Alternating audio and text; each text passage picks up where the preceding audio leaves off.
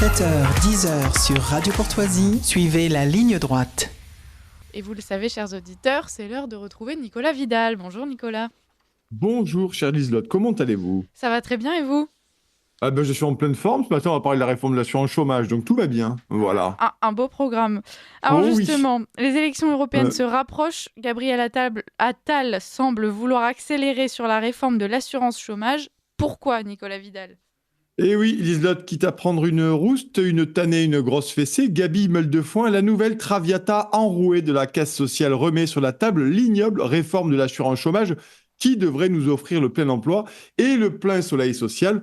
Et l'objectif de ce gouvernement de canard sans tête est d'économiser 3,6 milliards d'euros et de créer, écoutez bien Liselotte, écoutez bien cette bonne nouvelle, de créer en prime 90 000 emplois. Alors comparons ce qui est comparable ce matin, eh bien par exemple, la facture des Jeux Olympiques pourrait s'élever, elle, pour le contribuable français à presque 10 milliards d'euros pour éponger les dérapages budgétaires contre, je l'ai dit tout à l'heure, les 3,6 milliards d'euros d'économies pour continuer à tondre la laine sur le dos des Français qui n'en ont absolument plus. Mais on s'en moque en fait ce matin, car le bon plaisir du roitelet Macron n'a pas de prix et rien n'est trop cher pour ses caprices. Alors j'en vois déjà quelques-uns se réjouir que ce gouvernement de tête molle ait décidé de serrer le kiki à ces millions de chômeurs qui se doreraient vaillamment la pilule sur le travail harassant des autres.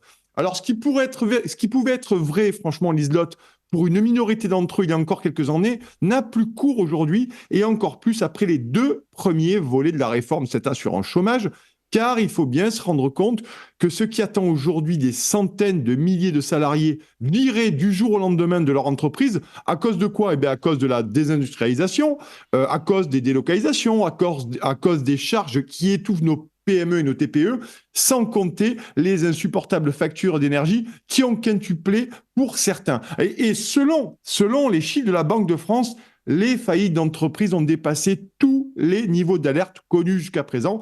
En réalité, nous assistons à un véritable bain de sang social que Gabi Meuldefoin a justifié ce week-end en déclarant que s'il n'y avait pas de réforme de l'assurance chômage décidée décidée par décret au 1er juillet, il n'y aurait plus de système d'assurance chômage du tout. Et oui, alors en fait, ces gens, Liselotte, sont les champions du monde de la désinformation, les ayatollahs de la peur et les grands gourous du mensonge. Mais alors comment vous expliquez cette duplicité dans ces mesures? Toute la question est là, en fait. Et y répondre ce matin, c'est décrypter, en fait, très précisément toute la politique de destruction d'Emmanuel Macron. Et à cela, il faut bien comprendre que la France est ruinée, je l'ai déjà dit à l'antenne, et que Macron cherche de l'argent quasi exclusivement dans la poche des Français qui bossent pour renflouer la banqueroute dont il est le seul responsable. Ensuite, l'accélération de la casse sociale et de l'austérité, identique par sa brutalité, et c'est assez troublant de le voir, identique par sa brutalité à celle imposée en Grèce depuis 2010, répond à quoi? En fait, ça répond à l'idéologie dévastatrice de Bruxelles contre les modèles sociaux de solidarité qui entravent quoi? Le bon fonctionnement du marché et du néolibéralisme. Et en réalité, il n'est ni plus ni moins qu'un nouveau symptôme de l'effacement des nations. Tout est fait pour nous conduire à l'avènement de quoi? De l'ubérisation, de la privatisation et plus largement de la mondialisation, avec pour seul objectif contraindre et asservir des millions de citoyens à l'esclavage économique. Ce que Macron d'ailleurs appelle, rappelez-vous, la flexibilisation du travail.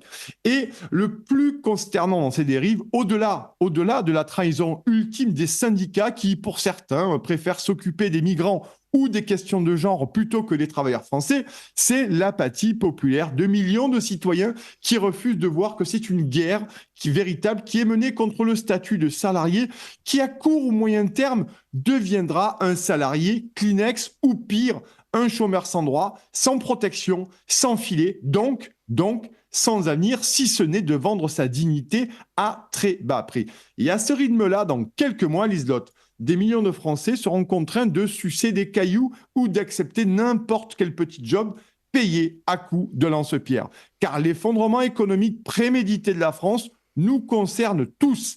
Et notre modèle social dont nous avons hérité du Conseil national de la résistance et qui est notre trésor a été attaché au poteau et l'ordre de tirer a été donné, Liselotte.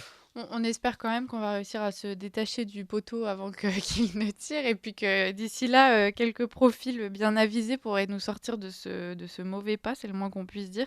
Merci beaucoup, Nicolas Vidal, pour cette analyse. Elle fait pas forcément plaisir de bon matin, mais c'est comme ça. Je sais bien, Liselotte, mais c'est pour garder espoir, bien entendu, vous le savez. Oui, puis Voilà. il vaut mieux être éclairé sur la question. Merci beaucoup, Nicolas Exactement. Vidal. À la semaine Merci. prochaine.